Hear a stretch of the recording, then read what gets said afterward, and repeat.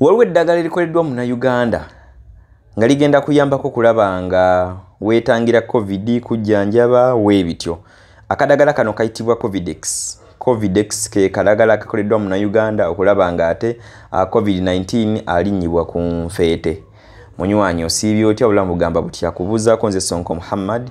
Omupiya subscribinga, tweyungeko, tukomentinge, tulikinge, sharingirako ne munno. Ate tubeere nga twekuuma nga tufuna updates every time. Tukola celebrity interviews, exclusive interviews, political interviews. Buli kasatu tukuwa updates biki biba bigenda mu maaso. Erinnya lyange nze Sonko Muhammad muzukulu wa Kisolo. Kakati nyagala nkutegeeze nti ekitongole ekivunaanyizibwa ku ddagala mu Uganda ekya National Drug Authority kyaddaaki kimaze ne kikakasa akadagala akayitibwa ka Covidex. Kadagala kano katonyezebwa mu nnyindo. Kyenalabyeko okuba mbadde ngenda ndabanga Lord Mayor wa Kampala akapostinga katambula ku mitimbagano newala. So kyaddaaki kekenenyezeddwa era akadagala kano munnange kayisiddwa eggwanga erya Uganda. Akadagala kano kakoleddwa mu Uganda Professor Patrick Ogwang.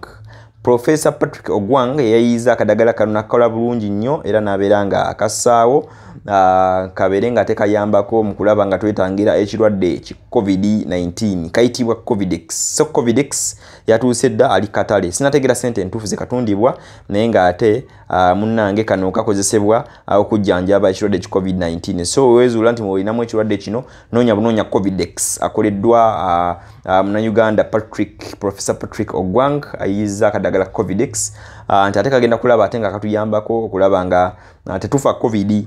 Mu Uganda kikakasiddwa nti abantu abawerako bafa COVID. Bakobedde COVID abantu abasooka 7,000 omulundi gumu nga balina COVID-19 naye nga district mu zonna ez'enjawulo district ey'e Kampala yekyalidde empanga ne tuddako Wakiso n'endala wa Mukono enzigenda zegobereka bazinyabwezi tukulaba nga ate COVID-19 akwata abantu ne twekuume nnyo tusanitizinge nnyo ate tulabe nga ate munnange tubeera mask tugikozesa enenge gyetangirako oli akolola nga yambadde mask nga nawe ogyambadde obulwadde buli tebutambula nnyo kulaba ate nga bukutuukako munywanyi. Sanitizer bw'oba osula akagulu obeere nako mu nsawo naaba nnyo mu ngalo tube nga twekuuma naye ate bw'ozuula nga kikutte gavumenti ekakasizza Covidex osanga embeera ndowooza nadda mu nteeko. So nze updates tulinawo mu kiseera kino nze Sonko Muhammad.